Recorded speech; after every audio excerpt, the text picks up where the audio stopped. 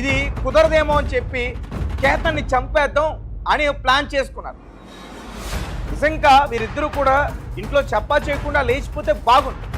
కానీ దానికి ఎవరైతే శ్రియా గోయల్ని ప్రేమించాడో చేతన్ చౌదరి ఒప్పుకోలేదు. ఎందుకంటే సియా చాలా ఆస్తిపరురాలు, వాళ్ళ నాన్నగారు ఒక ప్రముఖ మసాలా సంబంధించి వ్యాపారస్తుడైన, సో ఆ ఆస్తి రాదు అని దాంతో అంటే పెద్దల సమక్షంలోనే ఆ రకంగానే పెళ్లి చేసుకోవాలంటూ కూడా వారు ప్రయత్నించారు. అయితే నేరుగా వెళ్తే ఖచ్చితంగా శ్రియా గోయల్ ఫ్యామిలీ ఒప్పుకోదు. ఎందుకంటే చేతన్ చౌదరి కన్నా శ్రియా గోయల్ ఫ్యామిలీ చాలా రిచ్, ఉన్నత కుటుంబం. చేతన్ చౌదరిది సామాన్య కుటుంబం. సో దీంతో ఒప్పుకోరు. ఒకవేళ ఈ రకంగా అంటే ఈ వెడ్డింగ్ సంబంధించి ప్లాన్స్ అన్ని అయిపోయిన తర్వాత పెళ్లి చేసుకునే టైంలో ఇతను చనిపోయాడని తెలిస్తే అప్పుడు ఎవరు కూడా ముందుకు రారు కదా. నేను ఇష్టపడుతున్నా, నేను చేసుకుంటున్నాను, అతను నన్ను చేసుకుంటాడు, నేను ఇష్టపడతానంటే ఖచ్చితంగా వారు కన్విన్స్ అయ్యి పాపం అమ్మాయి కేతన్ని ఎంతో ప్రేమించింది, ఆ వ్యక్తిని కోల్పోయింది, అక్కడితో ఆమె జీవితం ఆకుండా ఇతనితో ముందుకెళ్ళాలనుకుంటుందని ఒప్పుకుంటారని చెప్పి ఈ రకంగా వారు ప్లాన్ చేసుకున్నారు.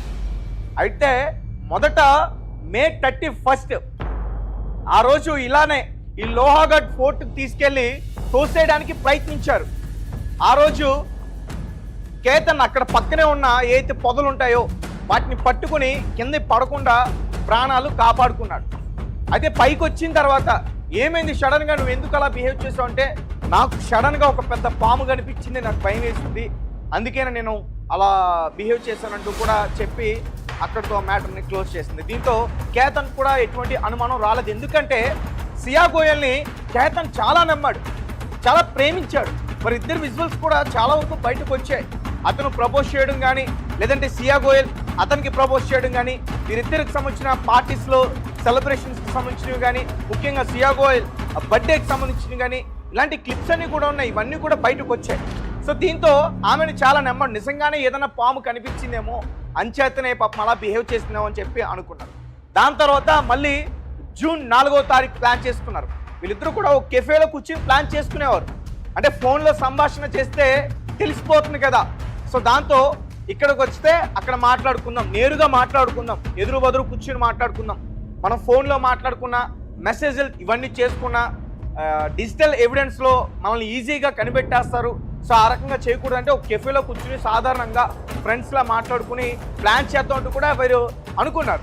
సో ఆ రకంగా మళ్ళీ జూన్ 4న ఫిక్స్ చేశారు. వెడ్డింగ్ షూట్ పేరుతో మళ్ళీ లోహాగఢ్ ఫోర్ట్కి తీసుకెళ్దాం అని చెప్పేసి అనుకున్నారు.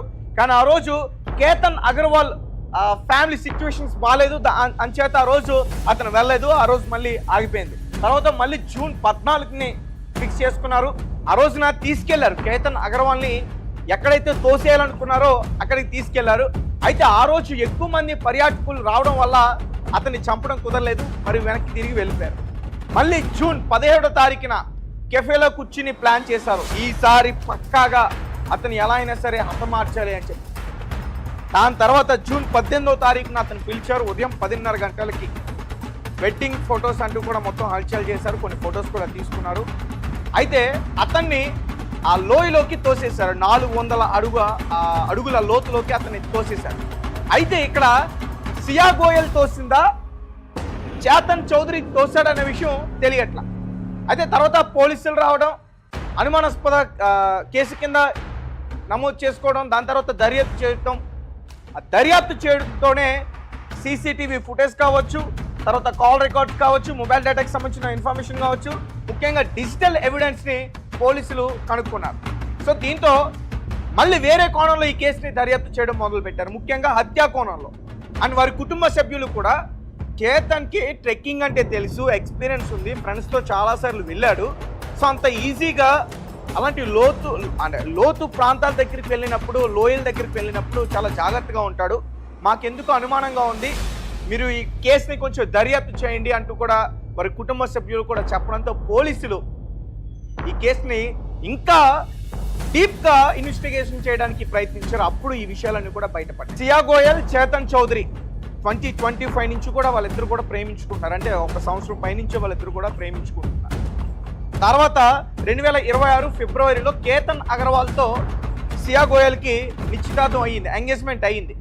ఇతను బాగా రిచ్ పర్సన్, రియల్ ఎస్టేట్ చేస్తాడు, ఇలా ఫ్యామిలీ కూడా సెటిల్ బాగా. వ్యాపారాలు చాలా ఉన్నాయి వాళ్ళకి.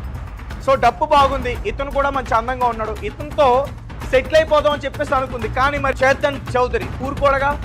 మరి సియా గోయల్తో ఉన్నప్పుడు వారిద్దరూ కలిసి ఉన్నప్పుడు ఫోటోలు కావచ్చు, వీడియోలు కావచ్చు, ఇవన్నీ కూడా ఉంటాయి కదా. దీంతో సియా గోయల్ని ఈ చేతన్ చౌదరి బ్లాక్మెయిల్ చేసే ప్రయత్నం చేశాడు. సో ఇంకెలాగా అతని నుంచి తప్పించుకోలేదు. సో ఎలా ఇతనితోనే కాపురం చేయాలి, డబ్బు ఉంది, అన్నీ ఉన్నాయి, ఇతనితోనే కాపురం చేద్దాం అని ఫిక్స్ అయ్యి ఈ ప్లాన్ని వారు వేసుకున్నారన్నమాట. ఈ రకంగా అతన్ని హతమార్చేస్తే డబ్బుతో హ్యాపీగా మనం సంతోషంగా జీవించవచ్చండి. కానీ మరి పోలీసులు ఈ కేసుకి సంబంధించిన ఆధారాలన్నీ కూడా సేకరించారు, వాళ్ళిద్దరిని కూడా అరెస్ట్ చేశారు, విచారణ కూడా చేశారు, ఎదురు బదురుగా కూర్చోబెట్టి మరి విచారణ చేశారు. అయితే వారు మాత్రం ఎవరు తోసేశారనే విషయం మాత్రం చెప్పట్ల. చేతన్ చౌదరి లోయలోకి తోసేశాడా లేదంటే సియా గోయల్ తోసేసిందా? ముందు సియా గోయలే తోయడానికి ప్రయత్నించింది, కానీ అప్పుడు అతనికి ఏం కాలా. సో అప్పుడు నీ వల్ల కాలేదు కాబట్టి ఈసారి నేనే తోసేస్తా అంటూ చేతన్ చౌదరి ఏమన్నా తోసాడా? పోలీసుల ఎంక్వైరీలో ఖచ్చితంగా ఈ విషయాలన్నింటినీ కూడా బయటికి రాబట్టాలి. ఏదేమైనప్పటికీ ఇది చాలా చాలా దారుణమైన ఘటన. ఇష్టం లేకపోతే అతనికి చెప్పి ఆమె ఈ పెళ్లి నిరాకరించుంటే బాగుండేది. చంపాలనే ఉద్దేశం మంచిది కాదు. ఇప్పుడు ఆమె ఖచ్చితంగా శిక్ష అనుభవించాల్సిన పరిస్థితి. అలాగే కేతన్ అగర్వాల్ వారి కుటుంబ సభ్యులు ఏం చెప్తున్నారంటే, కేతన్ సియా గోయల్ని ఎంతగానో ప్రేమించాడు, ప్రతిరోజు తన గురించి చెప్పేవాడు, పెళ్లి బాగా జరగాలి అని చెప్పి 2 ప్రైవేట్ ఫ్లైట్లు కూడా బుక్ చేశాడంట వారి కుటుంబ సభ్యులకి, వీరి కుటుంబ సభ్యులకి. రాజస్థాన్ ఉదయపూర్లో ఒక పెద్ద ప్యాలెస్ని కూడా బుక్ చేశారంట డెస్టినేషన్ వెడ్డింగ్ సంబంధించి.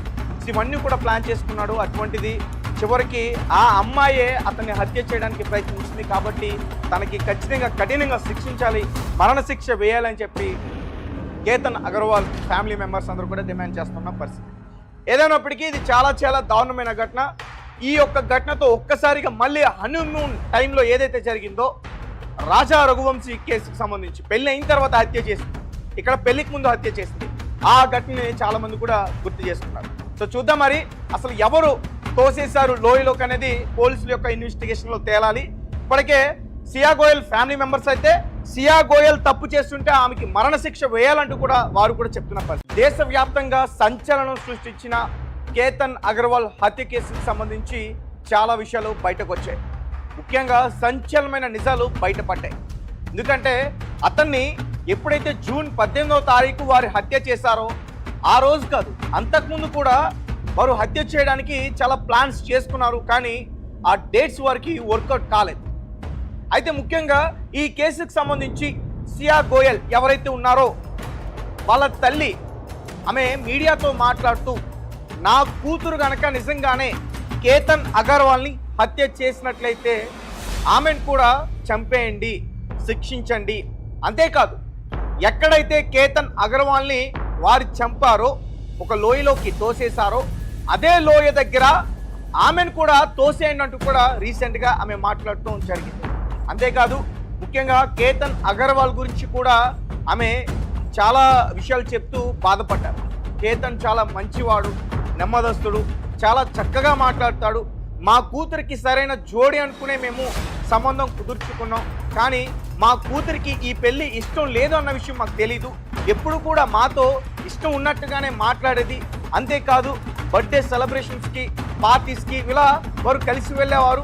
మీరు చూడొచ్చు, చాలా వారిద్దరూ తీసుకున్న వీడియోస్ కావచ్చు, అవన్నీ కూడా ఇన్స్టాగ్రామ్లో పోస్ట్ చేసుకోవడం, మాకు వాట్సాప్లో పోస్ట్ చేసుకోవడం, నేను కేతన్తో చాలా బాగున్నా, కేతన్ నాకు చాలా బాగా నచ్చాడు, ఏ రకంగా చెప్పేది. కానీ ఎప్పుడూ కూడా నాకు కేతన్ అంటే ఇష్టం లేదు, నేను చేతన్ అనే ఒక అబ్బాయిని ప్రేమిస్తున్నాను, నేను అతన్నే పెళ్లి చేసుకుంటాను, కేతన్ని చేసుకోనంటూ కూడా మాకు ఎప్పుడూ చెప్పలేదు. ఒకవేళ చెప్పుకుంటే మేము ఖచ్చితంగా కేతన్తో పెళ్లి క్యాన్సిల్ చేసుకునే వాళ్ళం, వాళ్ళ కుటుంబ సభ్యులతో మాట్లాడే వాళ్ళం అంటూ కూడా కేతన్ కుటుంబ సభ్యులంతా కూడా మమ్మల్ని బాగా చూసుకున్నారంటూ ఈ విషయాలన్నీ కూడా చెప్తూ ఆమె కంటతడి పెట్టుకుంటూ, మా కూతురిది తప్పు ఉంటే ఖచ్చితంగా ఆమెని చంపేయండి, ఎక్కడైతే కేతన్ని లోయలోకి తోసి చంపేశారో అదే ప్రాంతానికి సియాను కూడా తీసుకెళ్లి తోసేయండి అంటూ కూడా ఆమె మాట్లాడటం జరిగింది. ఇంకా ఈ కేసు విషయానికి వస్తే సియా గోయల్, చేతన్ చౌదరి, సో వీళ్ళిద్దరూ కూడా ప్రేమించుకున్నారు ఎప్పటి నుంచో, కానీ ఆ విషయం వాళ్ళ ఇంట్లో చెప్పలేదు. ఒకవేళ చెప్పుకుంటే ఈరోజు కేతన్ అగర్వాల్ బ్రతుకుండేవారు. అయితే వీళ్ళు ఏం చేశారంటే, అంటే పెళ్ళి అయిపోయిన తర్వాత కూడా మన ఇద్దరి రిలేషన్ ఇలానే కంటిన్యూ చేద్దాం అనే ఒక ప్లాన్తో ఉన్నారు. కానీ కేతన్ తీరు చూసిన తర్వాత, అతని ప్రవర్తన చూసిన తర్వాత అంటే ఇది కుదరదేమో అని చెప్పి కేతన్ని చంపేద్దాం అని ప్లాన్ చేసుకున్నారు. నిజంగా వీరిద్దరూ కూడా ఇంట్లో చెప్పా చేయకుండా లేచిపోతే బాగుంది. కానీ దానికి ఎవరైతే శ్రేయా గోయల్ని ప్రేమించాడో చేతన్ చౌదరి ఒప్పుకోలేదు. ఎందుకంటే సియా చాలా ఆస్తిపరాలు, వాళ్ళ నాన్నగారు ఒక ప్రముఖ మసాలా సంబంధించి వ్యాపారస్తుడైన, సో ఆ ఆస్తి రాదు అంటే